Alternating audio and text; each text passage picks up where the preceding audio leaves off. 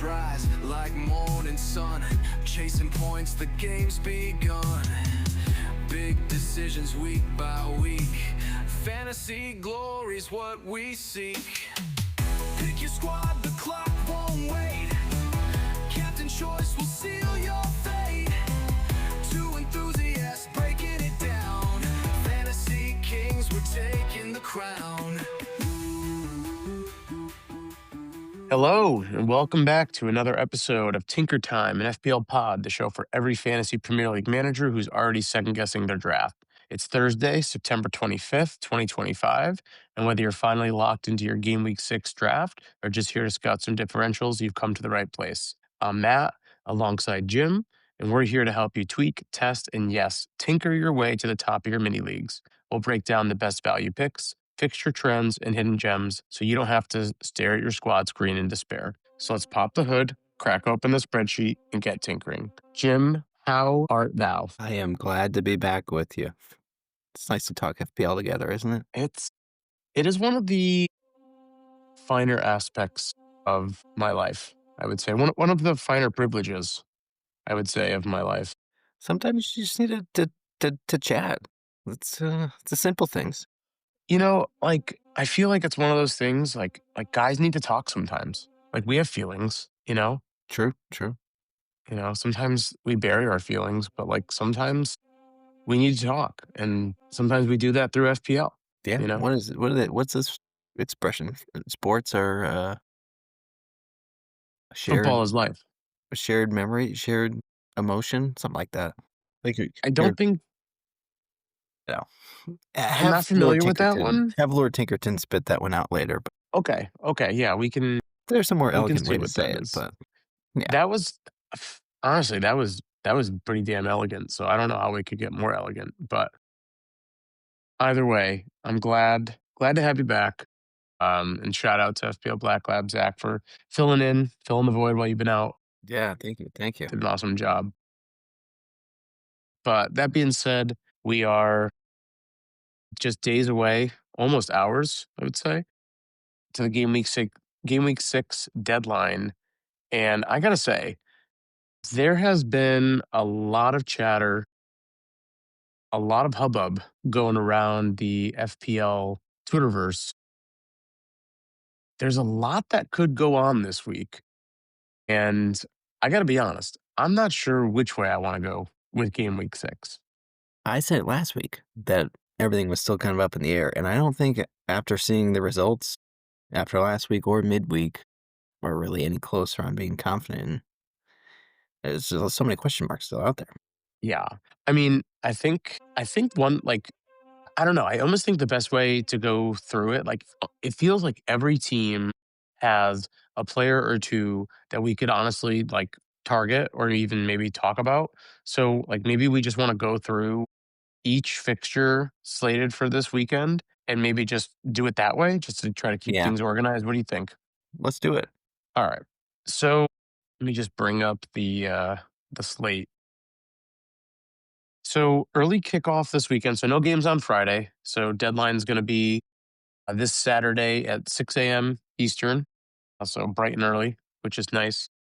So first fixture is going to be Brentford hosting those Red Devils, Manchester United. So this fixture here is interesting. Now, United obviously coming off of a big win against Chelsea. Mm-hmm. Cunha was able to come back, get some minutes. Big question of just, his health, right? Seemingly, if he's back, are you willing to bring him back into your squad? Bruno, I thought, looked great in that last game. But Go ahead. What do you think? but they scored 2 goals when they were a man up. So I would, yeah, he looked great. But how much can we put in? How much stock can we really buy in United after that performance? Well, I take it back to what we had said after, I think as late as game week 2. United from the eye test looked electric, right? True, And that was very even true. before Šeško was brought in. A lot of shots When on they had target. I think we even mentioned it on the last episode. United lead the league in shots, shots on target. Like their attack really hasn't been their issue. Their attacking threat hasn't been the issue. Their conversion has not really been there. Mhm. So is it really more of a, we need to see the result kind of, normalize back to the mean? Like is there, some of that is bound to happen? I don't know. But I think that one of the things that you're seeing a lot of managers contemplate this week in Game Week 6 is whether to pull wild card. So for managers that Mhm. haven't pulled their wild card yet, I think a very popular play this week is to pull the wild card. And you're seeing a lot of managers bring in Bruno based on last week's performance, where you saw Bruno very attacking. To your Yeah. point, Chelsea was a man down until Casemiro got that second yellow, and technically it was back to 10 on 10. But Bruno was very attacking. He should still be on pens, though. Against the backup keeper also. True, true. So, yeah, and we can get into squads at the end here, but I did almost bring in Bruno, and I didn't. Um, my team really could have used him last week, but I don't know. I was hesitant to do it, and even after seeing it last week, I would still be hesitant to bring him in just because we still haven't seen him click with Mbeumo and Cunha and Šeško. I mean, Yeah. Yeah, it's I tough. don't know. I think like It's still a wait and if see. you're You gotta give him yeah, more time. I would tend to agree with you. I think if you're building if you're willing to pull your wild card this week, I could see the argument of bringing Bruno in purely based on the fact that, like he's going to be on pens. He's not as expensive as, say, a Salah or a Palmer, who we know is injured. And we'll get to Palmer in just a moment when we talk Chelsea. Like Bruno, if as long as he's healthy, he's going to play. So I could see the argument that if you're building your squad, he's not the most expensive player. He's very likely to give you some value. But if you're not pulling your wild card this week, I don't know if I'm willing to, take a hit, or Agree. if I'm willing Agree. to reach to bring him in. Agree. And I guess the other bonus, if you do wild card and you bring him in, you can easily go down from him to Dilipuch because he's what, 9? Yeah, I don't think he has moved. Let me see if I can bring that up. He is 9, yeah. Okay, 9 flat. So you could easily go down to Embuemo or Cunha. They start to click, and you want to move those funds elsewhere. But agree, if you're wild carding, I think it's not a bad one to keep in mind. But personally, I'm not gonna take a transfer. Yeah, After this game, they have Sunderland, but then followed by Liverpool. right, right. So Yeah, and that's the other their piece of it fixture too. run Is isn't, like fixture yeah. not great, But not one to great. keep in mind, a good one to keep funds available easily to transfer in the future. Anybody to Brentford you want to talk about? I don't think so. I mean, Brentford, they're an interesting one. Honestly, no. I mean, the only player that a few weeks ago we were talking about was Dango Watara. They're the only player they really went out and spent any money on. He had that goal in his debut, but he seemingly has either fallen out of favor, or he has fallen out of form, or there's something going on behind the scenes that we're just not aware of that is causing him not to feature. So I would stay away from Brentford, Yep. at least from an FPL perspective, because I don't see any reason to bring them in, anyone at this point. So, Yep. Agree. but that being said, this weekend, let's go bees. Absolutely. Absolutely. All right, moving on to the next, kicking off the 10 a.m. Eastern time. We have Chelsea hosting Brighton. Now, the big one here, obviously, Sanchez with the red card early last game, so he's going to miss this week. And then Well, actually, Cole Palmer. I believe he served his suspension. So I don't think he's going to miss this game. So I believe he actually served the match. We Yeah, but can we can confirm that. it was a straight red though. So it's 3 Yeah, matches, but no? I think he served it during the midweek game. Did he not? Yeah, but I think that straight red is always 3 games. I Let's thought go if it was double 2 check. yellows, it was 1. I don't think he's flagged right now. Yeah, he's not flagged. He should be available. That's interesting. Yeah. Yeah, I think there was I think Zach mentioned it on the last episode too. I think he served it. I forget which competition he was able to serve it, but some sort of not even a technicality. I guess he was able to serve his suspension to fulfill the, Okay. red card suspension. So Oh, yeah, Sanchez should be available. it is a 1-game suspension for the straight. I thought it was always 3. My mistake. Yeah, because Listeners are not gonna be happy. I don't think it was violent misconduct. I think that was the underlying ruling or something like that. It was denying a goal-scoring opportunity, not violent conduct. Right, right. Like there's levels of So it's red a 1 match cardedness. rather than the 3 match. Okay. Yeah. I Yeah. stand He corrected. basically just got a red card for being a dumbass, not for doing anything like Yeah. actually endangering a player. So So their it Carabao Cup happens. match counted. It happens. We all have those moments, right? So, but yes, Regardless, carry they're on. without Palmer, who Yeah. is a thorn in the side.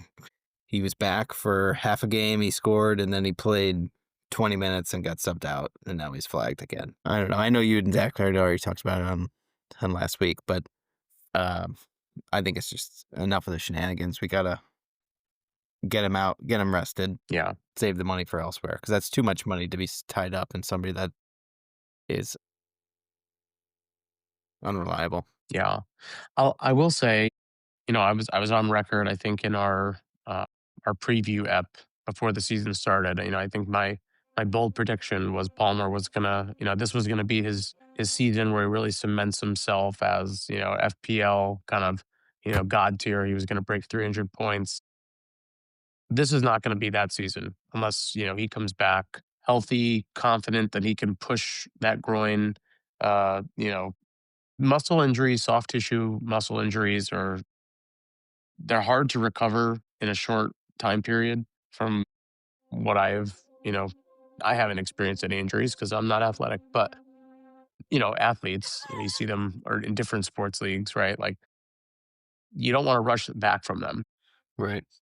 But I will say, like, if you own Palmer, this injury, like, yes, it is disappointing, but it's one of those things where, like, if you have him in your squad, I really wouldn't be too worried because of his price, right? You can basically afford anyone else, and you're probably not going to feel that big of a drop off. Like, Yep. to me, if you own Palmer, today, right now. And I think right now, I mean, he did have a price drop. I think right now he's at either 10.3 or 10.4.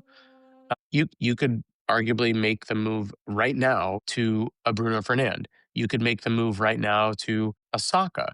You could make the move right now to an Eze, right? Like you can Right. make a lot of moves effortlessly and arguably not really feel any sort of drop off in terms of expected points. So it's one of those moves where, like, yes, it's too bad that Palmer is out, but I don't think too many FPL managers are going to be crying home about it because it doesn't really impact their ability to bring anyone in. No, I think it's more planning.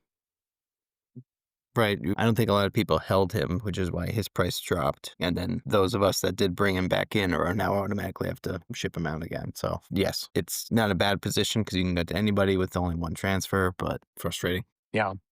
And I would say, I mean, otherwise on the Chelsea sides, for managers that, this basically brings us back to, I think it was game week 2 or game week 3, where, we kind of saw João Pedro flourish, right? Where he was maybe sitting a little bit deeper. Mhm. However, right, I think at that point, he had Delop, who was also playing kind of, in that two striker kind of system.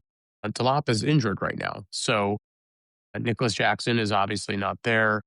Is Tyreek George going to be able to step in? Like Marquillo is back. I guess, so maybe he'll step in. Like, do we see Maresca try to stick to his system?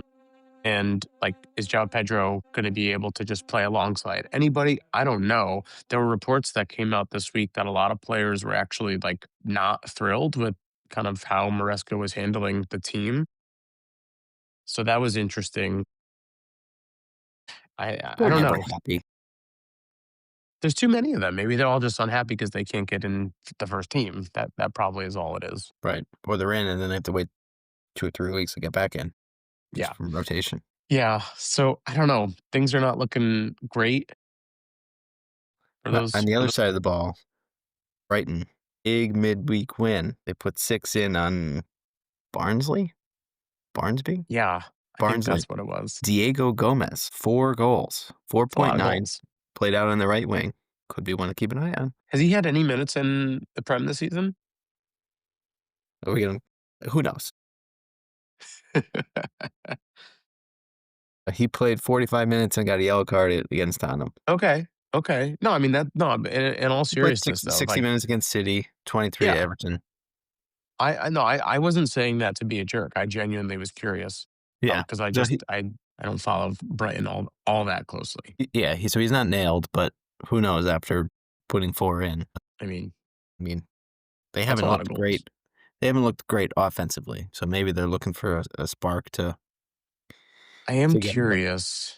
So yeah, I mean, I think selfishly, where my eyes go for Brighton is really De Kuiper, right? Because he's on my bench. He's still flagged.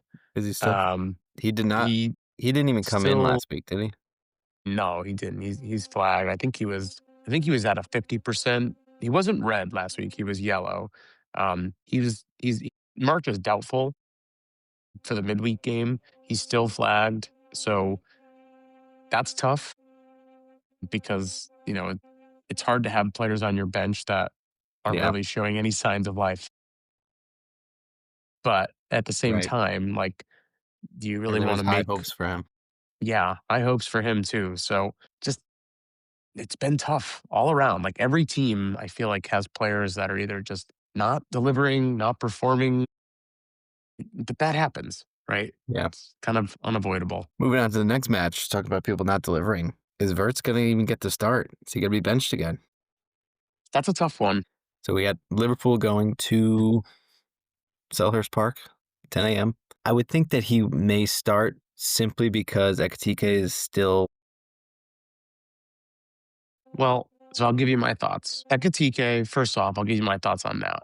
I loved Arne Slot's response. I Basically didn't. said, he basically came out and said, I've scored some big goals myself in lesser competitions, and I would never do something this stupid.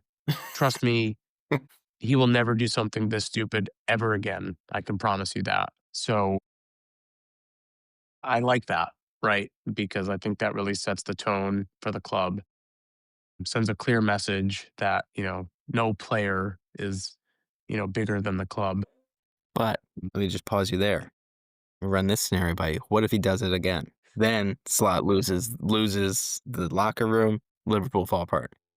Yeah, I mean, I think we got to root for I that. I guess I could root for that. I think it would be more interesting if like Salah does it because Salah's been there longer and he's done more for the club than Slot has and Yeah, Ekatike combined. sticking up for So him. I think what would be even more interesting is if Isak did it after all of this transfer saga. But anyway, I mean, like, yeah, let's see it happen. I'd be fine with it actually. But so in all seriousness, right? So you kind of alluded to it. PK had, he's got a service suspension because he took his shirt off, which got him the second yellow card. So he is not going to start. He's not going to play. He's not even going to suit up for this game. But that does open the door for Isak to make his Premier League debut for Liverpool. He's likely to start. Whether he'll get, full 90 or if, he'll get a little bit less than that, doesn't really matter. Isak should get minutes in this game. Now, to your point, will Vert start? I feel like if we think about what happened last game, so remind me, who did Liverpool play last week? There was a 2-1 win at Everton. Everton, right? So Everton's Right, it was the Derby. So, yeah, But so the Katike thought got the second. was probably didn't play that game, or he didn't start because of Everton's physicality, right? Like that midfield probably would have just beaten Words up. I think about Palace. I think about their midfield. I think of Adam Wharton. I think about like Wirtz matching up against Palace's midfield. I think it might be more of the same. So to answer your question, I could see Wirtz being on the bench again. I could see Yeah. a scenario where Gakpo starts out left and, you see McAllister, Gravenberch, Szoboszlai start again in the midfield, Isak up top, Salah on the right, and you see that usual back four. That would not surprise me at all, But yeah, I could see that. which is crazy because you spent so much money on this guy. Right, but there's Champions League. They have Champions League midweek. So True. is that where he's, better suited to get the start there? Maybe save him. You know, don't set him up for more critique. I don't know. Yeah. But I Yeah. agree. I think I could see that their midfield three starting, and then they just start a front three with If you were wild Wirtz on the carding bench. this week, would you now consider bringing in Isak? Uh, I Or even if you weren't wild carding, like if you just were, if you had the funds, right? Like I let's would. say you had a transfer in the if you had, one transfer in the bank and you were trying to move on from Palmer, right? And you had the funds, would you move to Isak? I would not have Isak and Salah. If I was going to go Isak, I would sell Salah Okay. because I think that's too much. 25 million, that's a quarter of your team tied up in those two. And we don't think I mean, we don't know if he's going to be a 90-minute starter like Salah is in the Premier League. So I would not do both. I had no problem True. selling Salah, using those funds to bolster midfield elsewhere, and bringing Isak in. I think that would be a good play. I was looking to do that last week when I was high on Watkins, but I didn't do it. But if Isak's going to continue to get the minutes in the Prem, I think that's a good move. Yeah.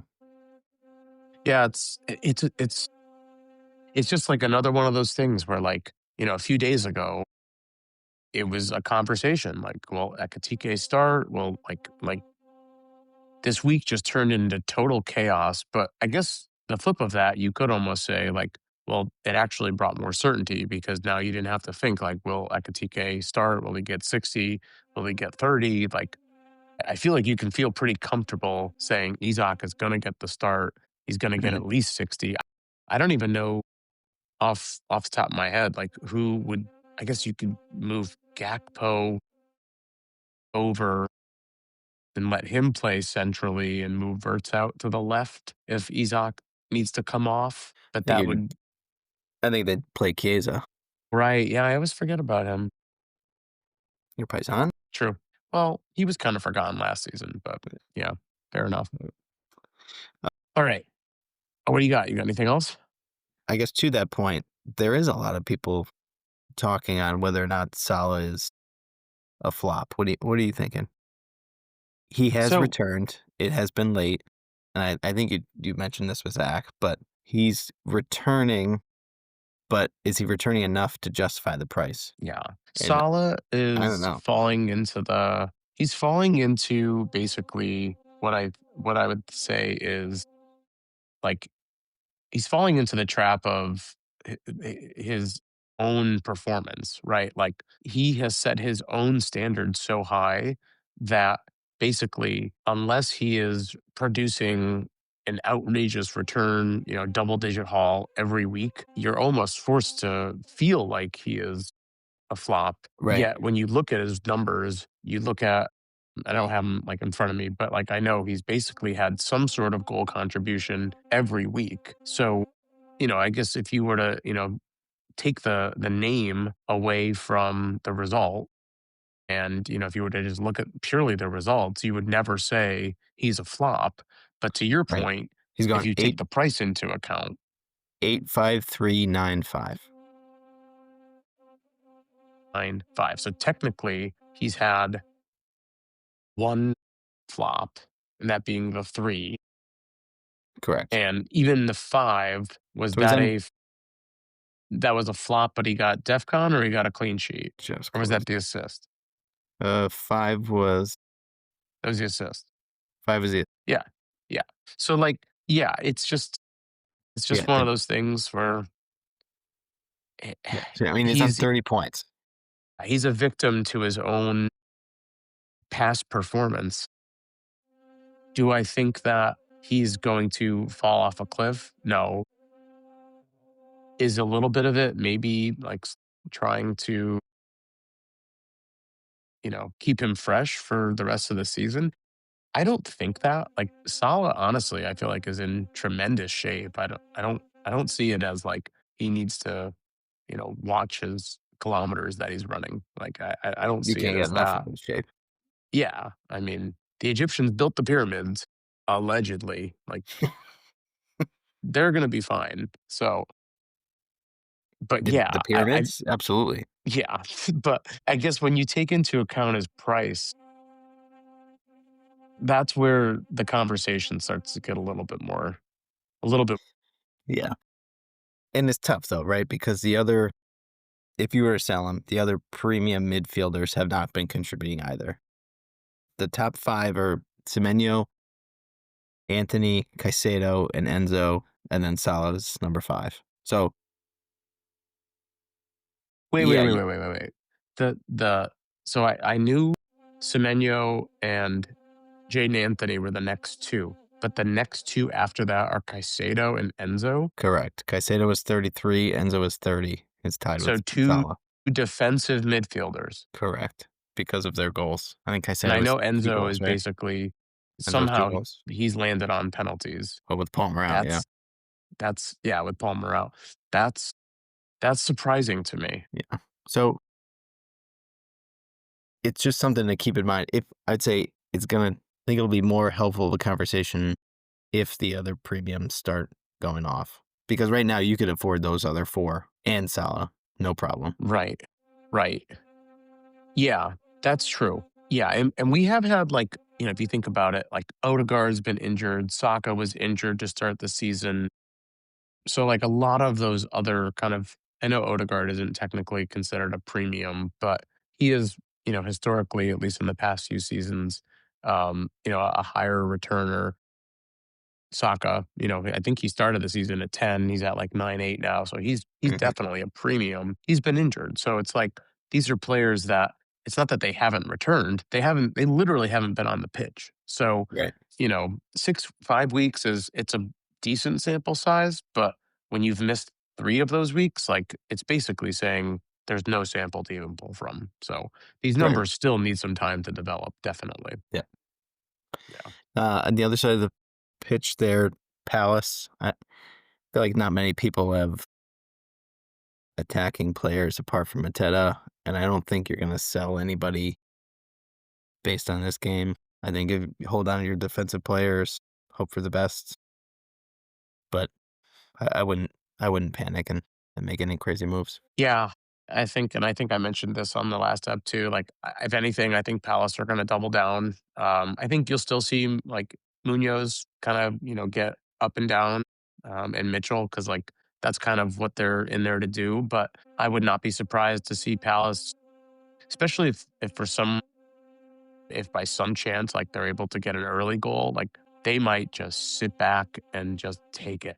Like I would not be Yeah, surprised. So, that's gonna be a really fun one to watch.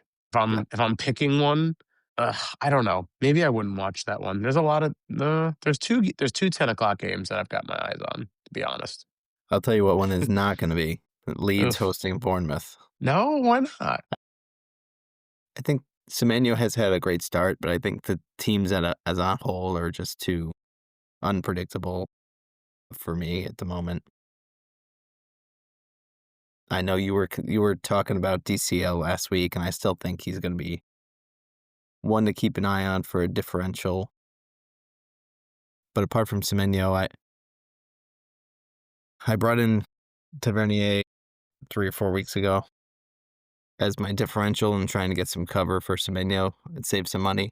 He hasn't returned diddly shit, so I gotta be I honest. don't know. I Kind of They're pissed with Bournemouth at the moment.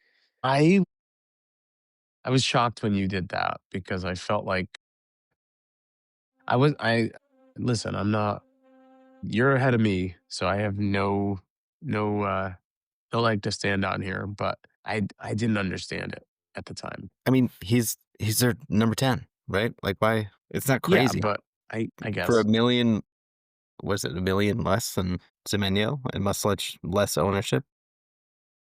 It's not a crazy move. It's just, it was Yeah, but just an for a million unbelievable more, flop. well, for a million more just to have Semenyo. Yeah. Well, Yeah. This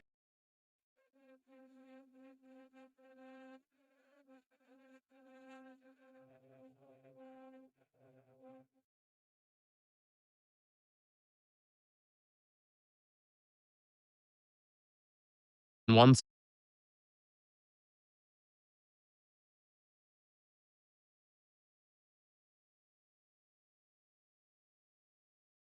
Leeds players or Bournemouth players, so it doesn't really matter for me at this point. But like Anton Stock, who we talked about last episode, 5 mil, kind of becoming the de facto, like, if you need a 5 mil player, he's probably the one to target right now based on his form and kind of the role that he's playing.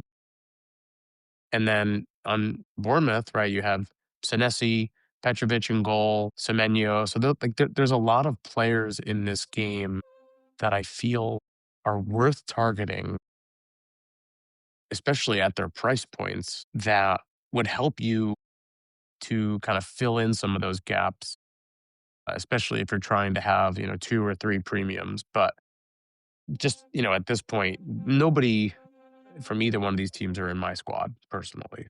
yeah. Other than Semenyo, I should say. Sorry. And I do have Roden, so I'll be rooting for the Semenyo blank. Welsh Warrior. All right. Now this is the big one because Yes. Yes. all right. So a little context here. City are hosting Burnley. So the Viking, uh Erling, is it Brute Holland? I think is it Brute before Holland? I forget. He I Kind don't of know. He rude came off calling he him a came off brute. against Arsenal. And there was a quote after the match. I think it was from Pep actually. And Pep basically just said like Erling came over to me. He said, hey, I'm exhausted. Like I played, 90 minutes in the midweek game. I'm tired, right? Like it's still early in the season. I'm still building up my fitness. We had a long summer campaign. I'm tired. So he Hmm. took him out.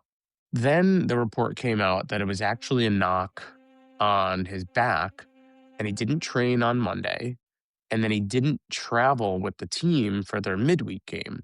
There was a photo that he posted from I think it was his Instagram, of basically him watching City's midweek game in what looked like a reclined position on his maybe on like a bed or something like that, watching the game on his laptop, which led many people to believe like he had some sort of like lower lumbar injury or something related to his back.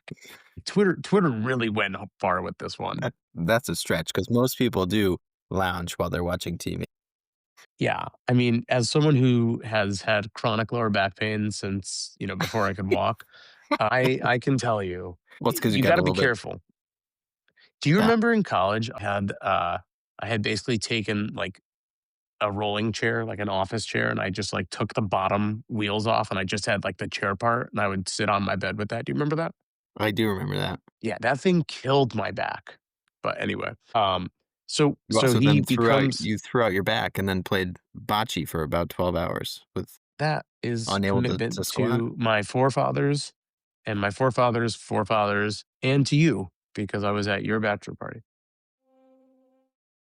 Anyway, so he becomes flagged, and the if you weren't wild carding this week, the one of the other big strategies this week that managers had targeted even before the season started when the schedule came out was City versus Burnley. Perfect opportunity to use that first triple captainship on Holland. You look at his form, he has scored 1 million goals to start the season. Um, that's a little bit hyperbolic, but in all seriousness, he's in phenomenal form. Yep. Burnley have their defense has been good, but I think their underlying stats, like their expected goals, have actually been they have let in fewer goals than their expected goals have actually than they have expected to let in. So take that for what it You is. want to try that one But again? They've Burnley outperformed their Burnley expected goals. Yes, yes. They have let in fewer goals than they were expected to. So basically, what I'm trying to get at, a lot of managers were expecting to put the triple captainship on Holland this week. Now, if there's any doubt that Holland is not going to play, do you risk playing the chip? Obviously, you have to select a vice captain who, if Holland doesn't play, then your vice captain becomes your triple. But then who's your vice captain? Like you look at the other fixtures here, your eyes would immediately maybe go to, maybe the Spurs because they're playing Wolves. So do you target someone like and then like I don't know where you go from there. Yeah. Usually, like you would think maybe target some of the newly promoted clubs, like who's playing Sunderland. Everton's playing West Ham. West Ham have been awful this season. Wolves have been awful this season. Forest are playing Sunderland, but Forest have not looked good under Ange since he's come in. Chris Wood hasn't even gotten any minutes, and we'll talk about that game next. So like it just I don't know what to do, Jim. I would not do anything. I would not triple captain. I think you keep him in your squad. I wouldn't even think about moving him on. If you think he's not going to play, don't captain him, but I would still start him. Even if he plays 30 minutes, Yeah. he's a goal threat. Well, I'm definitely starting him I think because this is I because he's so big. He's such a good player. Twitter is obviously going to go crazy. Everybody's going to overthink it. If he's hurt, he's hurt. One game against Burnley, he's already scored what? 46 points. So you're not going to move yeah. him on because he doesn't play one game. The good news, I will say, he has been seen in training. I believe it was definitely Thursday. I don't remember if he was seen in training on Wednesday. But then the question is, if he's not 100% fit, does Pep roll the dice and play him? Or does he say, I'm going to hold him out 1 week because it's Burnley and he can start, anyone and feel like they Yeah. can beat him? Right. And the other one that is maybe will give Pep some relief is Foden. So I think it's 2 game weeks in a row. Pep has had the same Premier League lineup. And then Foden started midweek, a goal and an assist. If he's back to his best, does that make Pep more comfortable in sitting Holland? And I think Right. it's great buy. Yeah. I don't know. I would think Foden starts either way because of the form he's in and Yeah. where they are in the table. I think I said to you earlier, I think maybe this is the end of Pep Roulette. He's struggling getting all these pieces to work together. If he's found a squad that's winning, is he gonna stick with them? You might It have would be to. really nice. Yeah. I don't know. So I'm going to definitely have to sleep on this one. Definitely going to try to pull any sort of information I can out of the press conferences on Friday to make the decision. Now, on the other side of this fixture, like we already mentioned, Jaden Anthony. Similar, I think he's also, is he 5.5 or is he 5? I think he's 5. He's 5.5. He's 5.5. Okay. So a little bit more expensive than stock, but like you mentioned, he's what, the third He's best, second. second highest scoring midfielder in the 30, game 34 right now. points. 34 points. So, do I think he's going to have a massive return against City? No. But, just like it could be a great litmus test, right? Like if you see him out there and he's having a lot of chances against City, like think of what he could do against some of the other clubs. So just someone to keep an eye on. Yep. All right. All right. Moving on to the 12:30 fixture. First hosting Sunderland. Sunderland without Reynildo, who got a red card last week, Pain. owned by a lot of Absolute people. pain. Kill me. Kill Yeah. me. So I don't know. This is another one I'm not gonna watch, but You're not? Why? no. It's a new time, 12:30. I think the big There's question no other here. games on at this time. Well, The big question here is Chris Wood. Does Ange hate him? I think it's time to have that discussion. Okay. I I will admit, As a Chris Wood owner, do you hate him now? And an Ange I lover? am a huge fan of uh, Chris Wood because I love New Zealand. Is he Australian or New Zealand? He's New Zealand, right? You're a huge lover of him. You're his biggest lover. Well, like, and they have that like down under bond. They kind of, I feel like, I think it's like big brother, little brother kind of. yeah, something like that. But I will admit, I went on a little bit of a hunt to like find anything that Ange had to say about Chris Wood, and Chris I Wood, did find, the New Zealander. yeah, the New Zealander. So I did find a few things out. One, I found out that Ange has already started calling or referring to Chris Wood as affectionately Woody, which is Mm, not a not great something name. you call someone that you hate. No, I mean, I don't think you would call someone Woody if you hate Oh them. no, I I mean, take that the other. That's like too joking of a name. Woody is like Andy's favorite toy. I mean, I feel like Woody is like a playful, Woody like, was Andy's favorite toy until Buzz showed up. well, so are you equating Igor Jesus to Buzz and Yeah. Andy and Woody Yes. to Woody? I mean, maybe that's a perfect analogy. So Jesus is gonna throw Woody out the window, and then all the other Jesus is toys are gonna turn on him. interesting. Yeah, I mean, I hope we don't get sued for copyright, but basically his quote was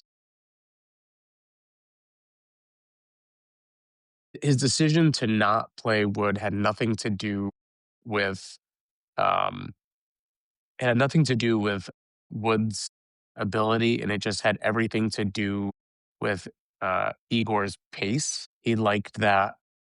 He felt like Igor had a better chance of breaking through the opponent's back line more so than Chris Wood would be able to, which was, I mean, and ended up being proven right because Jesus scored two more goals in their game midweek. So, we're seeing more opportunities for Jesus. Now, So it's 4 goals in 3 games, but yes, neither of them are Premier League.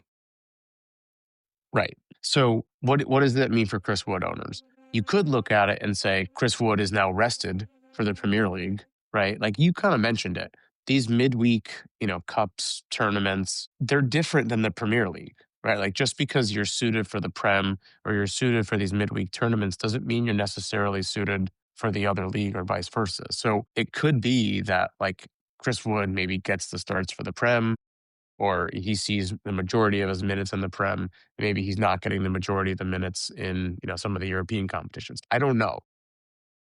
We'll have to see how that plays out. At the end of the day, for me personally, I am stuck with Chris Wood for this week because I brought Chris Wood in specifically to target this fixture and last Mm, week's fixture. So I'm not going to move him out. I am just going to pray and hope that he gets 60 minutes and maybe he'll get one shot just so I can feel like it wasn't a total waste. do not But miss your chance. yeah, I mean, that being said, though, if Jesus does end up being the savior, if you believe that, I believe he's only priced at about 5 mil. Can we confirm that? Let's go to the tape. Because he was not on anyone's radar. No, he's 5.8. 5.8, but still like noticeably cheaper than anyone you'd He's have owned right by now. 0.6, so a huge differential. Huge differential. Upcoming fixtures after this week are Newcastle, Chelsea, Bournemouth, United. Not a great run. Right. Not a great run, but 5.8, a starting striker. Will Ange Granted, make it through that run? will Will Ange make it through the run? I mean, does the league adjust and then like finally have, the book on Igor Jesus? Like that could happen too. I don't know, but like another just like example of how, like all the planning that went into, my team selfishly, like it went up in flames because Ange just seemingly hates Woody. Anybody on Sunderland you want to talk? You already mentioned Reynaldo. I mean, I mean, I think I he's the got to only one hold on people to own. him. Yeah. I mean, I think there's a couple of 4 mil defenders on Sunderland's back line. Sunderland's defense hasn't been awful this season. They've been pretty consistent on the DEFCON side of things. So if you have a free transfer and like you want to maybe get a Ronaldo replacement, you might not need to look any further. I don't have Sunderland's fixtures in front of me, but because if you don't have the funds, if you're looking for another 4 mil defender, that might be the only move you can make. That would be my only comment there. But yeah, After this, they have United, Wolves, Chelsea, Everton, Arsenal. yeah. Not a So great, not great, not great. right? But you're targeting the price, not Right, expecting exactly. much. You know what would be great? What's that? Having some Spurs players this week. Absolutely So Spurs big have matchup, the but still some question marks in the lineup. yeah. So Spurs are playing Wolves this week. So midweek, 3-0 win over Doncaster. João Paulinho with the opening goal, who That was started nice. center back. Interesting slot there. Second one was an own goal. And then Brennan Johnson gets subbed in. Did he get subbed in? I don't remember. No, I have to he look. did start. He did start. He started, I think. Yeah, so he did get the third goal. So Zabi did not start. Kudus did not start. No, Zabi did start. I apologize. I'm all crossed up. Jesus. Jesus. So I think it's safe to say Kudus is going to start. At this point, Richarlison is going to be our starting striker. It Tell looks that Odegaard way. got the midweek start. And then I would assume Xavi's going to play on the left like he has been. And on the right is Kudus. So maybe we're going to start to see some consistency now that Xavi's getting some extra time under Frank. But I as a Johnson owner, it was good to see the goal, but I did not like that he did not start last week in the Prem and now here. So is he going to be targeted for the midweek competitions and Kudus is going to get the Premier League? I don't know. Yeah, I mean, I think a test, I would say I would give the nod to Kudus for the Prem. He's looked He also phenomenal. he What a yeah, signing. he looked great. He also, yeah, I mean, he was a pretty big ticket signing before Jave. I mean, he was their big ticket signing of the window. So I don't really see a scenario where he's not getting the nod, especially over Brennan Johnson, And who he's only 6'6", so a he's only 6'6", great price. great price. He's creative on the right hand side, great dribbler, can take someone one on one. He's got, it seems like he's got that chemistry with Richie. You know, he's been able to put a few crosses in, put a few chips in. Richie's been on the other side of those. To your point, Richie does seem to be the starting striker right now. I don't think Solanke is healthy. And Kolomwani, I mean, he's still recovering from that dead leg at this point. So I guess right now, if you're thinking about like which Spurs assets to bring in, I would say you can feel probably pretty comfortable about Kudus this week. Probably like Poro, I don't know why he wouldn't start. Romero and Van de Ven, I think probably also were just getting a rest. So if you want to Mhm. bring either one of them in, I think you feel good about that. Spence seems to have taken left back from Udogi, which I think he deserves it. I don't think Spence has. Been playing great. I think he's been playing great. I think any of the Spurs back line, it's always a little bit of a risk when you take a defender. But the midfield, to your point, it's a little bit up in the air whether Xavi would start. But I have Xavi. I think he is that player that we need out there Yeah. in order to have some creativity and just have another threat. And honestly, I wouldn't mind if he gets 60 minutes a game, like Yeah, Prem and midweek. If he could consistently play 60, then we can sub on Johnson or Tell. yeah, I think yeah. I that's a to good your formation. point, I could see Tell getting some minutes in this game too. I know Frank has talked about Tell kind of having the ability to play a little more centrally. So, I mean, maybe this is one of those games where, Rishi gets 60 or 70, and then Tell comes in and, gets 20 minutes kind of in that striker position. I would expect Bergvall, who has been getting a lot of minutes in the Prem and in European competition, honestly. I would expect him to get a start as well, but I don't think I'm bringing in Bergvall. But he's had, a couple goals in his last couple competitions, but I don't really see him as a goal threat longer term. Yeah. Eh, I guess the only other thing, and this is pretty deep Spurs talk, but Papsar hasn't played the last 2 games. Oh, So he was off to a hot start. He yeah. started the Champions League game, but didn't play Brighton or Doncaster. So maybe he comes back in that Interesting. that central role, but we'll see. That's a good Either way, I catch. think That's a I good think catch. Kudus, Richie, Xavi, all good pickups and probably good captain picks. Yeah, we'll get into captain picks too, because I think Well, this let me week's ask you this question. interesting. What position do you think Richarlison is ranked among strikers this season so far? Numero uno. You don't even have to. That's a trick question because he's the best striker this season. No, he's not. It's Holland's number one, but Richie's probably number two. He's not number 2. No, Pedro's number 2. Richie's. I mean, I'm trying to think. Akras, he had those 2 goals, 3. Is he third? I'll just say it. He's 4th. I would have gotten there next. Ekitik's 3rd.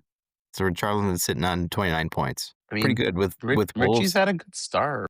Wolves, Leeds, and Villa coming up next. So it might be time to move in on Spurs assets. At one time, I think Richie was our most expensive signing ever.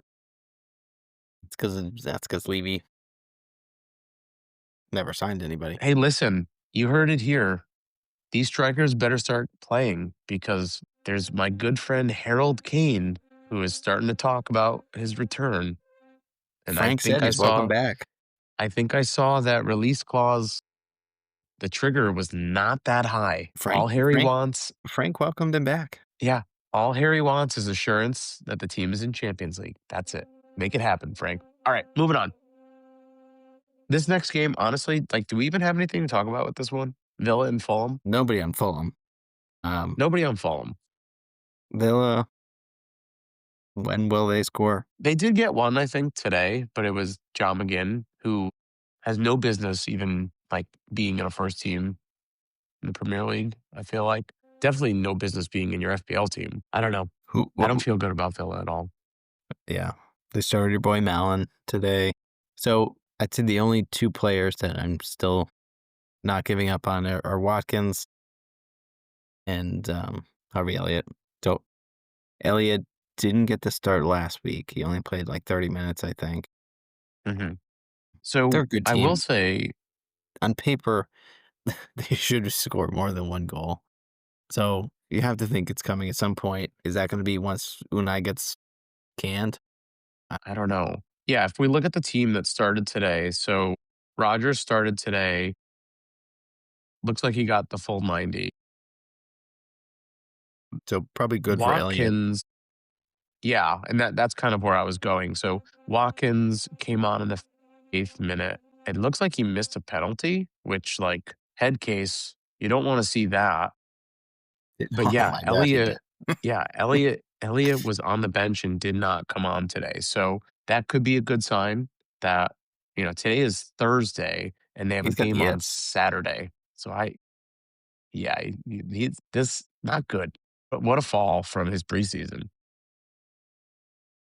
I think Harvey Elliott is, I would not be surprised if he gets a start on Saturday, knowing there's such a short turnaround. Yeah. So I'm hoping it for your sake. Yeah.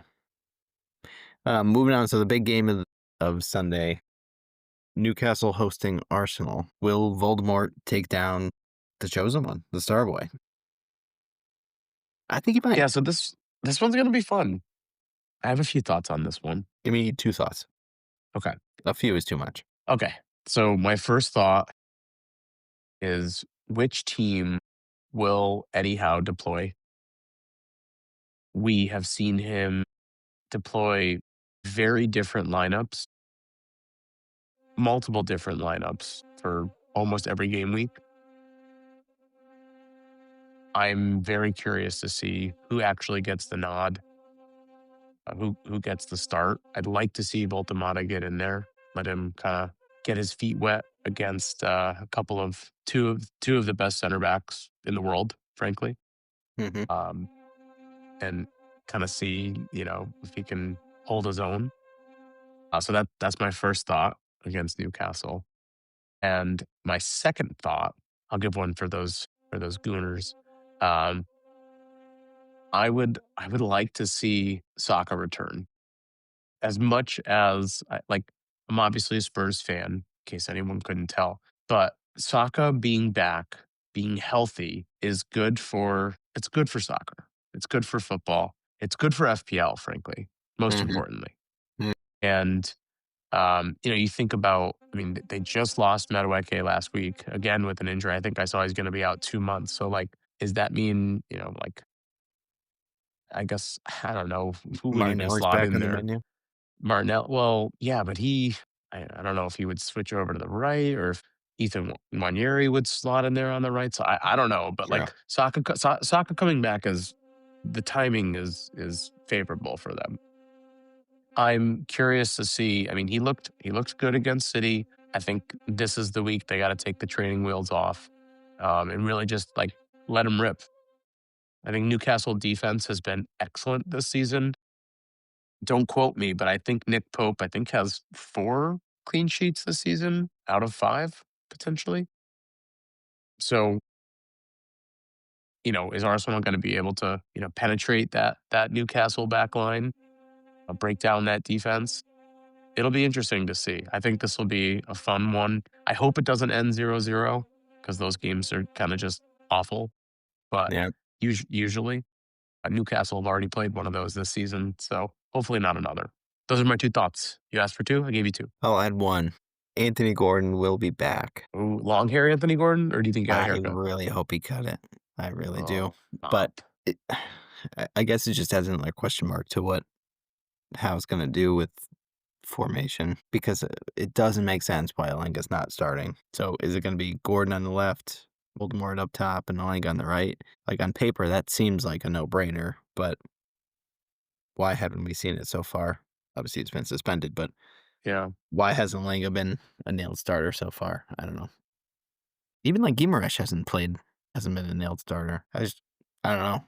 Too many question Yeah, marks over there. I'm curious. I know Newcastle played on was it Wednesday this week, or did they play Tuesday? I think they played Wednesday. Let me just take a quick peek at the lineup. So they played Bradford. They won 4-1. Joe Linton and Osula both had braces. So let's see. Yeah, Guimaraes had 2 assists, actually, played 90. Alanga started, played 70. And Gordon started and played. I shouldn't round up. Alanga and Gordon both started and played 69. Nice. So is that them getting some match fitness back? Probably. Yeah, like that lineup is what I would expect just with Voltamati starting over Asula. I would expect Baldamata in there. I would probably honestly expect Guimaraes more central and maybe Tonali in there. Yeah. Yeah. And then I know they have a couple injuries on the back line. I think Cher is out, and then maybe Trippier and Livermento out on the wings, respectively. And then Pope obviously in goal over Ramsdale. But yeah, I mean, I don't believe we've seen that lineup yet, obviously, because Voltemata hasn't been there. But I would think if they're looking to like have a more balanced attack, that would probably be their best attacking lineup. So let's see it, Eddie. Come on, give it to us, baby. All right. And then the last game of the week, Everton hosting West Ham. Is this their third Monday game? At least their second. It I might don't know. be. Anyway, They it's had on a a Monday, few. so nobody has to watch. Are we going to Neither, record on after this game then, or we can assume that this game will be meaningless? I don't know. It's my Maybe a birthday, live so record. Ooh. a birthday record. Oh my gosh, that's right. The 29th. It's your birthday. Anyway, I think Jack could really take advantage of West Ham here, but I also think West Ham could take advantage of Everton. So I see this could be, a 3-3. Is Everton's back line, I don't even know. Are they still injured or are they expected to be back? So you just, sorry, because I'm just hung up on it. You see this as just a couple of groups of men taking advantage of each other. Yeah, Interesting. Okay. just splashing goals left and right. What was the last sentence you said before that? What was your question? Is Everton's back line so Braithwaite's still doubtful?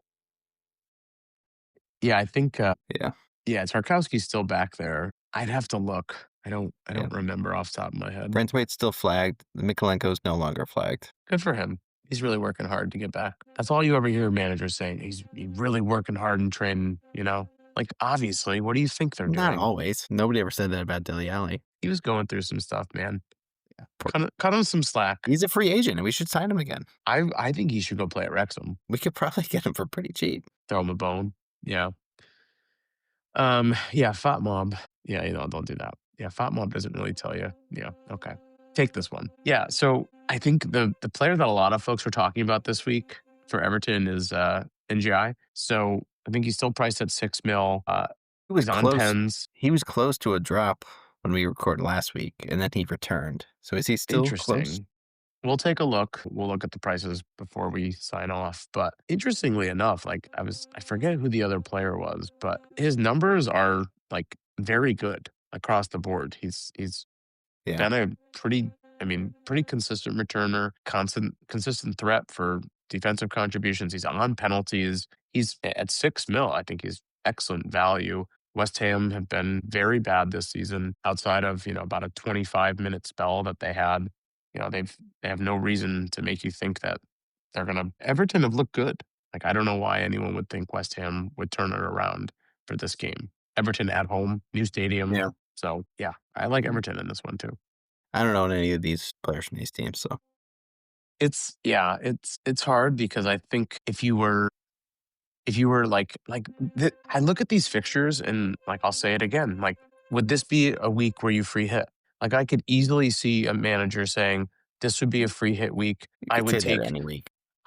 Yeah, but no, like think about it. I would take 3 City, I would take 3 Spurs, I would take 3 Everton. So that's 9, right? And then I would take maybe 2 United against Brentford, and then maybe, I don't know, pick like literally anyone else at that point, right? Like, Yeah, but I don't know. 80% of the weeks you could justify saying that, right? If Liverpool's not playing City, if Spurs aren't playing Arsenal, you could talk yourself into a free hit any week. I mean, you take 3 from 3 different teams, that's a huge I risk, but, guess, I mean, those games yeah, always line up. but the The big form guys don't also, always play each other. yeah, but form like plays a factor in that. Like West Ham are really bad right now. Wolves True. are really bad right now. I don't want to wait till they figure it out. Like it's very clear right now. Wolves and West Ham are the bottom of the league. Like I don't want to wait till they figure out something. I don't wanna wait. Are you getting hungry? Yeah, I could always eat. Well, I remember we used to go out to eat in college. We used to go to like these diners, but there were times when like I don't know, we would go to these places and I just feel like they didn't compare to Monks. Ugh, never. This episode is actually sponsored by Monk's Diner. You know it, the cozy little corner spot where the coffee's endless, the conversations are neurotic, and somehow no one ever actually finishes their meal. Whether you're ordering a big salad, a tuna on toast, or just nursing a cup of joe while debating the finer points of button placement on a shirt, Monk's is home. It's not fancy, it's not trendy, but you'll get a booth, you'll get a menu the size of a phone book, and you'll get the kind of service the waitress knows your order and your business before you even sit down. That's Monk's, reliable, comfortable, and always open for a debate about nothing. So stop by monksclassic.com and use code TINKER for 10% off your next big salad. That's monksclassic.com, code TINKER, K-E-R, Monk's Diner, where nothing happens, but somehow everything does. Back to the pod. All right. So that was fun. I think that like we said at the top of the episode, like there is so much in each fixture this week and there's so much in every fixture, like in each fixture every week, but it just feels like there was so much planning that usually you can plan 4 or 5 weeks out, especially at the start of a season. Players are usually pretty healthy. um, Players are usually available. it just feels like, it's week 6 and so much is like already up in the air. Like so many strategies are already thrown out the window. New strategies are coming into play. So I for one, I appreciated talking through all that. I hope I hope our listeners are able to get through it as well. We'll see. We'll see. We'll never know. I don't Um, think we can ever get the stats on that. well, maybe. I don't know. But now that we've kind of talked through that, I know we talked a little bit about captaincy, but like at the end of the day, right? Who are you targeting this week, Jimbo? Why don't you give me like a couple players that you would be looking to target this week for captaincy picks? So I think the kind of safe and boring one is probably Salah. Really? I think I think Liverpool are better than Palace. I think Mo is the only guaranteed 80, 90-minute starter at Liverpool at the moment. He's on pens. They're gonna they're gonna score a lot of goals once Isak comes in and they get going. A Liverpool asset is a good pick this week, and I think Mo is the safest one, just because of rotation.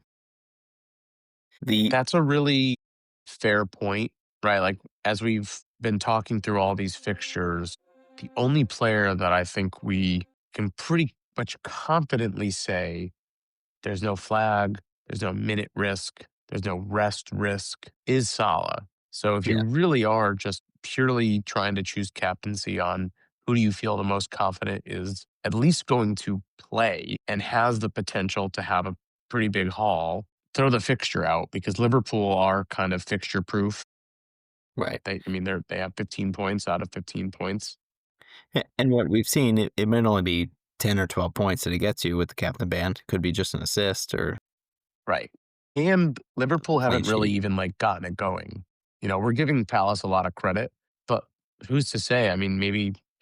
Isak, Palace having to deal with Isak, he's a presence. He's a big dude. So is Ekatike. So not to say that like they wouldn't have also had to deal with that. But yeah, it's a fair captaincy pick. I would Yeah. agree with you. Uh, in a similar vein, I think City against Burnley is the next safe bet of there's going to be a lot of goals in that game. With the flag on Holland, maybe you steer clear of him, but I think the next best one, and spoiler, who I'm probably going to be targeting, is Foden. He's historically one of Pep's favorite players. He has not gotten the start at the beginning of the season, but he's started the last few games and he's really gotten back to his form. So with the maybe the Holland question mark and that they've already dropped behind Liverpool, maybe Pep stays with the lineup and goes with a hot hand. And I could see Foden really taking advantage of Burnley. Yeah, it's interesting you say that. I think that's another captaincy pick that I kind of saw floating around the FBL metaverse was Foden as someone who some folks were saying like, oh, Burnley will have a back five, and like Foden's one of those players that just knows how to kind of break through in a back five. He's got like the skill to do so, and he's shown the ability. He's shown an aptitude to do so, and here were some of the stats showing that he's done it in previous games. And I'm like, dude, like, what are you doing with your life? But like at the end of the day, I agree with you. I think when Foden has played historically, he has been a very valuable FPL asset. I think he's to your point. I think he would be clearly a differential captaincy pick. I don't think he's going to be a Yep. popular captaincy pick. He's, in my opinion, he's a clear differential. So therefore, he'd have to be a differential pick. Yeah. Tons of risk, though, right? We're Yeah. assuming Always. that Pep would go with the same lineup, or at least the same player, 3 lineups in a row. But Wouldn't even be the when first time. Foden was at his best, I remember I captained him one week. He got benched to start. He came on in like the 60th minute and then scored a hat trick or scored a Yeah, double and got the bonus. So if he's truly back to his best and the opportunity's there, He's always going to be that threat as long as he gets Yeah, the minutes. yeah. I thought he was going to be a little bit sad when his boy Jack left. I think they were party boys, but yeah, I mean, I'd love to see Foden get back to form. I'm a fan of that 4-7, but nice pick. You got anything else? The only other one, I think we already mentioned him, Richarlison. I think Spurs have a great fixture, not this week, not only this week, but the next few are looking good. I don't think he really has any competition starting up top at this point. He's looked good. I don't think we really know who's going to be on pens, so I could, his attitude and his swagger, if he is in there and involved in it, I could clearly see him taking it. But I think he's a differential. I think he's a good pick, and he would be maybe a risk to bring in for the long term. But with Solanke not fit, I think he's a good one to bring in, and you don't really have to worry about it. Yeah, I think that's also a fair choice. I think back to the beginning of the season when I was very high on Solanke, and I think that if I take the same arguments back then and I just replace Solanke with Richarlison, I think the arguments still hold, right? Like you said, if Richarlison is on penalties, if Richarlison has those fixtures, if Richarlison stays healthy, right? Like all of those things, he and Solanke kind of profile similarly in terms of like their potential FPL, contributions. So I Mhm. agree with you that like he could be someone to target. I just want to see him score because I love when he does like the little cockerel little celebration because it's just like so absurd. Yeah. Another differential pick, I think at this point. I think a lot of managers at this point basically have like Holland. They have probably like João Pedro or Gyökeres, and then they have like Mark Guiu or like Strand Larson buried. So if you're able to get Yep. a third striker or a differential striker and hit, it might benefit you. Yeah. And maybe that's where moving on from Salah frees up those funds to get you the third striker up top and go for a different differential in the midfield. At least for me, that's what I've been thinking. Moving on and getting In the over. moment. Not the copyright. Speaking of differentials, I've got a few. Let's hear him. We don't have to go too deep on any particular one, but I did a little bit of, I had a busy day at work today, but I still found some time to kind of drum up a little list of players here. So Everybody needs a coffee break. I know I had a few today. Yesterday, I had 6 cups of coffee. I made a pot of coffee for myself and my wife, and she didn't realize that I made it, so she didn't bring any to work, and I couldn't waste it, so I just drank the whole thing. They say I coffee is good felt for you. I felt really really weird at like noon. It was weird. All right, so I actually got differentials for each position, and I've got them ranked. Let's go. So Let's do 30 these seconds each. 30 seconds each. So, all right, we'll go keepers first. I'll go best to worst, first, second, third. All right, GG, Donnarumma, Nick Pope, and Petrovic. Do you want me to say anything else or just go right? Just Well, go you're through the getting players. three. You're getting three players for each Yeah, position. yeah, yeah. I had a lot of coffee today. Did you have anything else prepared besides their names, or you just Well, I have their you got price about and 6 seconds left? So their ownership.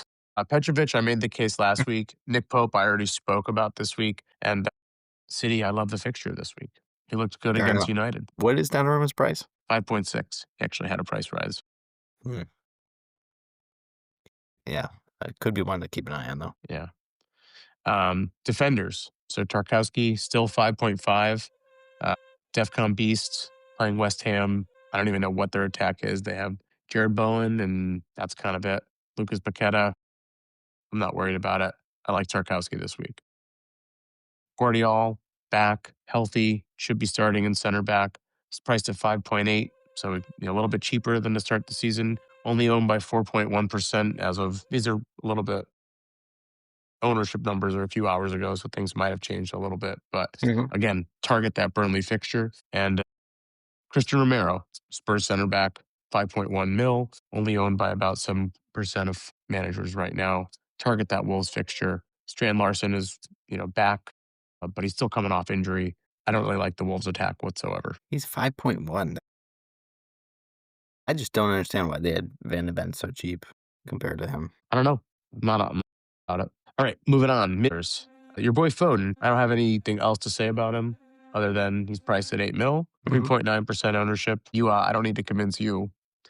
Not at all. Aka, 9.8 mil. I mentioned him earlier. Only owned by 4.2%. Get him while he's hot, especially if you have Palmer. That'd be my recommended move. Javi Simmons, 7.1 mil. So he already had a price increase. Only owned by 3.8%. He's going to be on corners for Spurs, going to be that creative player, that creative threat for Spurs playing Wolves this week. Even if he gets 60 minutes, I think he could have an impact. Hmm. And then forwards. So I know I just bashed him a little bit, but Strand Larson over at Wolves, the 6.4 mil, only 1.5%. He's still forward, even if he's your third forward, someone to target. How can he be recommending Romero and Strand Larson? Why can't I? Because you're saying who's the good differential pick for the week. Yeah, differential just means they're not highly owned. He- But which one do you actually believe in? You're a fraud. I like Spurs better than Wolves. Okay, so But why are if you I recommending Strand Larson then? because if I didn't need a defender, if I needed to bring a new forward in, these would be the forwards I'd recommend Who on do you think is going differential. to score more points, Strand Larson or Romero? Probably Romero, but those aren't the same thing. You can't bring in a defender for a forward. Okay. You're saying Spurs defense is going to keep a clean sheet. I believe so.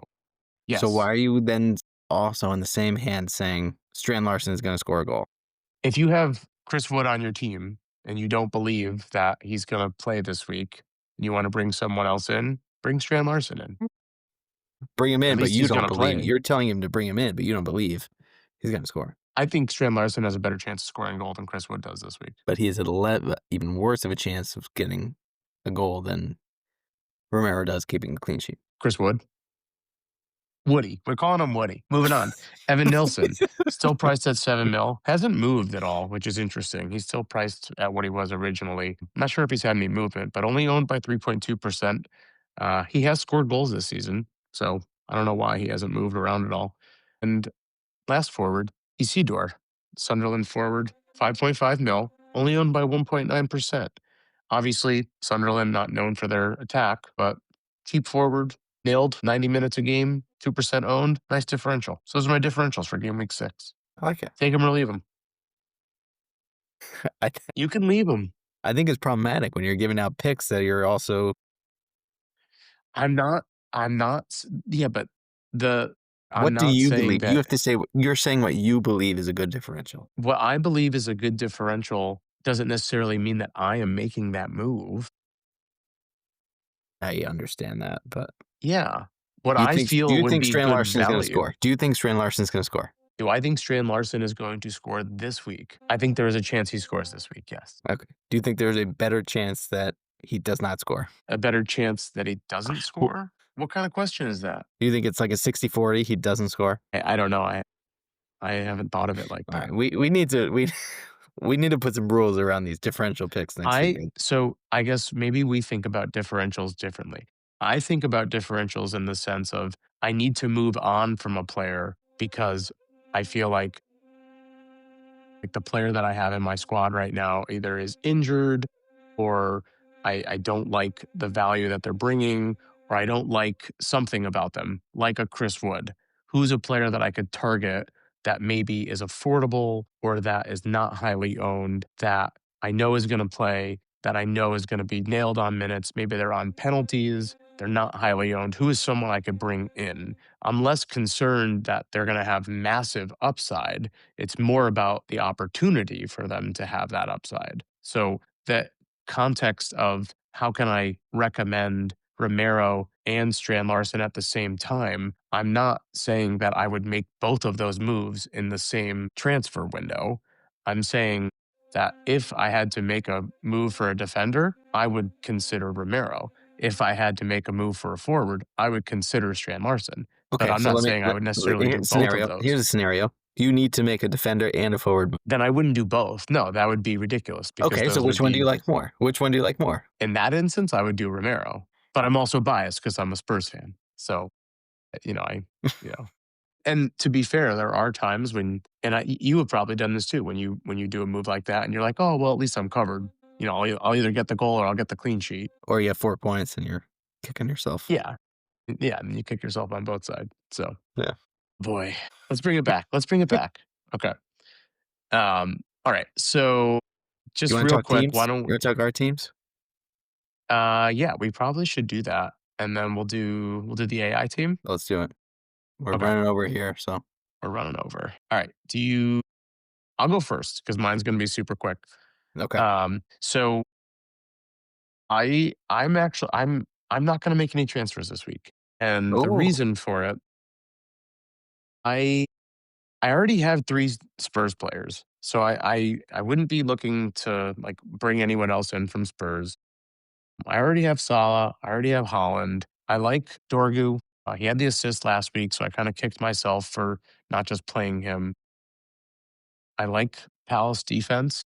I feel like Palace defense has been good this season. Do I think that, they're going to give up a ton of goals to Liverpool? No, but we'll see. I'm kind of forced to play him because Reynaldo has his red card and De Kuiper is still injured. And I don't think he's going to play. I hmm, don't feel like moving Gahey out to bring someone in for a single game week. So that's yeah. my back line. Semenyo, I like him against Leeds. João Pedro, I like him against Brighton. Chris Wood would be a move I would consider maybe moving on, but I literally brought him in to play against Sunderland. So this is his last week. I am likely going to move on from Chris Wood next week when his fixtures turn. hmm So I'm going to hold off this week on any transfers. I'm going to start Matt Sells, who has also been awful value this season, which I would not have expected. But I'm playing the fixture this week. I got to believe that Forrest can hold a clean sheet against Sunderland.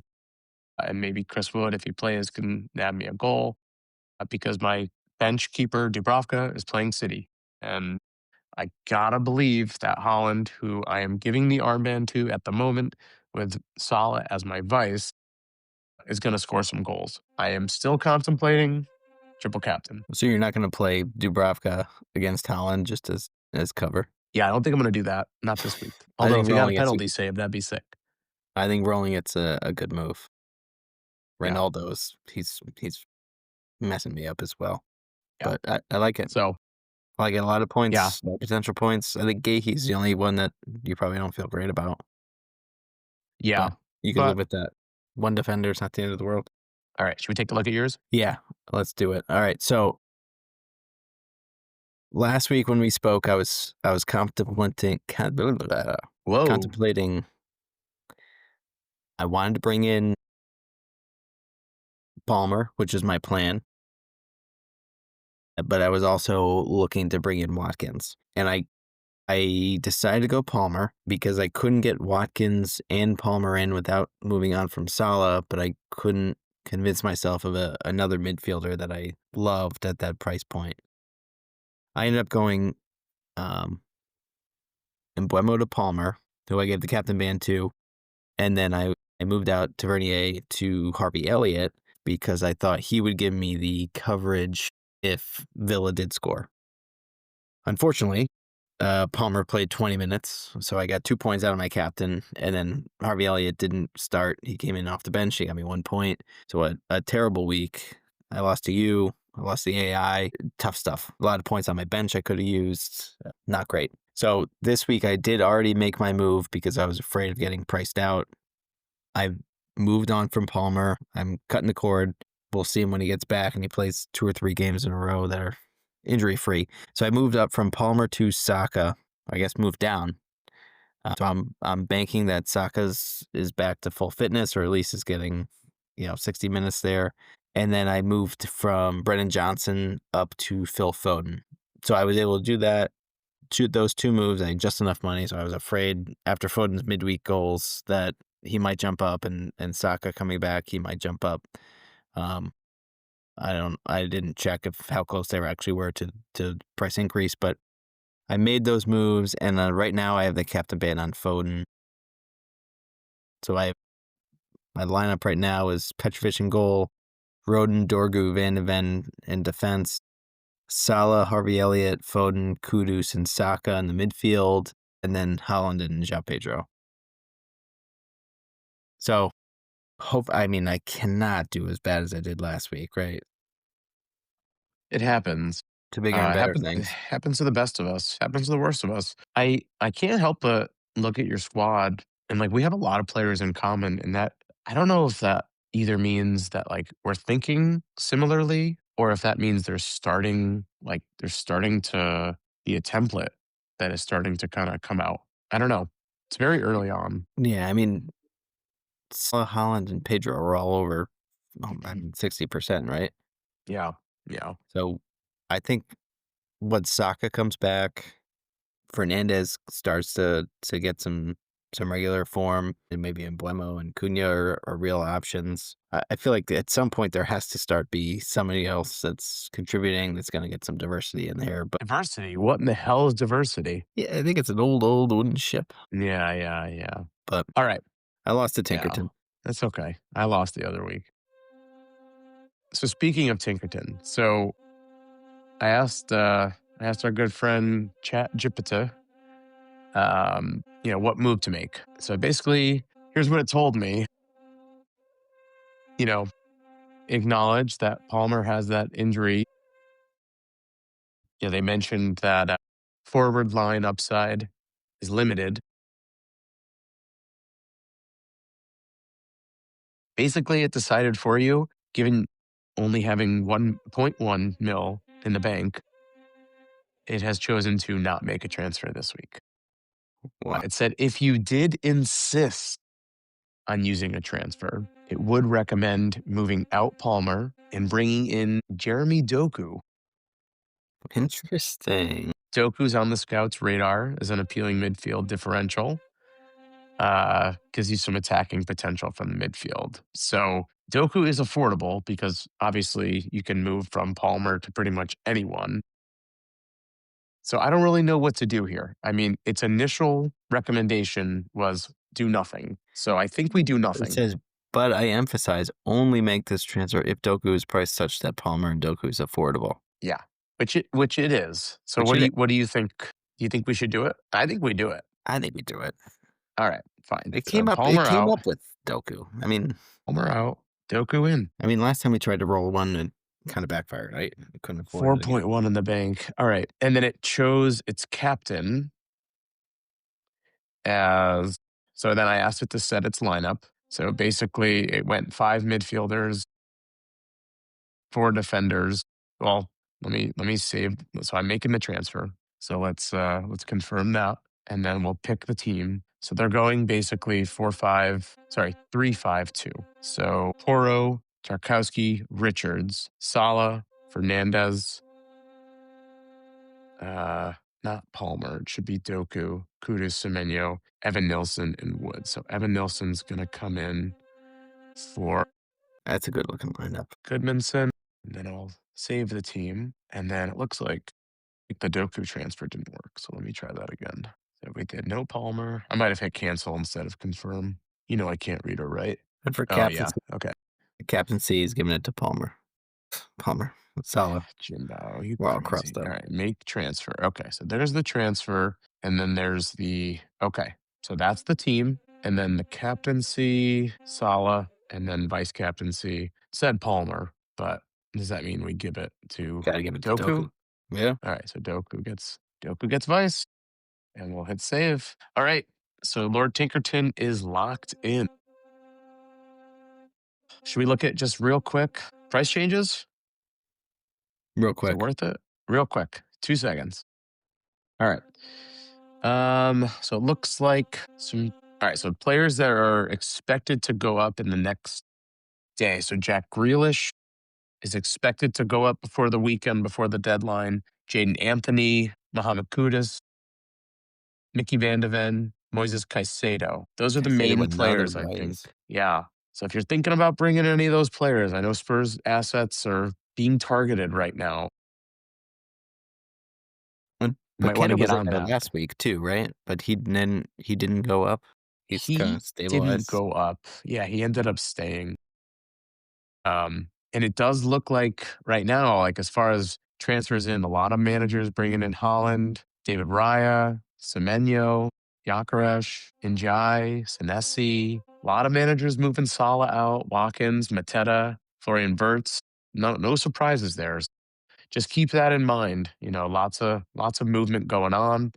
But that being said, think I think Jimbo. I mean, we got through a lot here today. We mentioned no games on Friday, so the deadline's going to be on Saturday morning, 6 a.m. Eastern. Some extra time to Um, listen to the pressers. Extra time, always important. Use as much information as you can. That being said, this has been a lot of fun. It's nice to have you back, Jimbo. So Please, please do go follow us on Spotify, Apple Podcasts, YouTube. Drop us a comment. Shout out to all of our league members. Not too late to join our league. We'll drop our code to our never mini too late. league in the description. We love giving league members shout outs.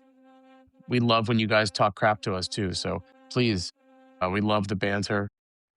Leave a comment. Leave a comment.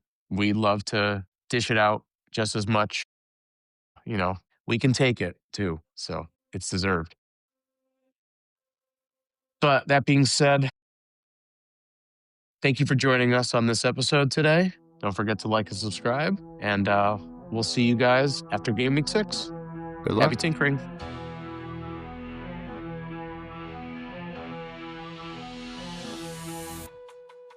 Draft dreams rise like morning sun, chasing points, the game's begun.